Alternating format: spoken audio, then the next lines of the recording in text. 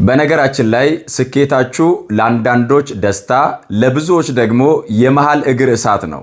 ምክንያቱም ጌታችን ኢየሱስ ክርስቶስ እንደነገረን በዚህ ዓለም ላይ ስንኖር እኛ እንደ በጎች በተኩላዎች መካከል የምንመላለስ ነን። ተኩላ ደግሞ ብዙ ጊዜ የበግን መኖር አይፈልግም።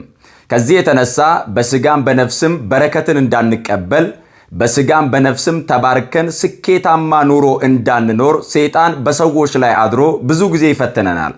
እንዲሳካላችሁ የምትፈልጉ ወደ ስኬት የምትጓዙ ደግሞም የተሳካላችሁ ሰዎች ከዚህ ስኬት ማማ ላይ እንዳትወርዱ ሶስት ነገሮችን ማድረግ ይጠበቅባቸዋል። የመጀመሪያው እግዚአብሔርን መፍራት።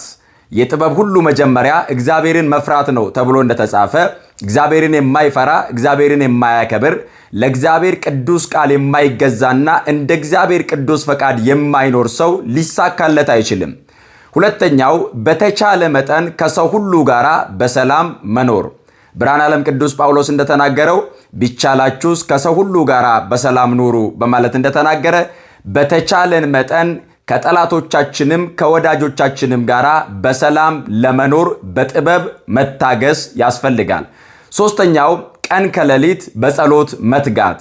ስለዚህ እግዚአብሔርን የምንፈራ ከሆነ ከሰዎች ሁሉ ጋራ በሰላም ለመኖር በጥበብ የምንጓዝ ከሆነ ደግሞም በጸሎት የምንተጋ ከሆነ በስጋና በነፍስ የማንባረክበት ደግሞም የእግዚአብሔርን ጸጋና ምሕረት የማንቀበልበት ምንም አይነት ምክንያት አይኖርም።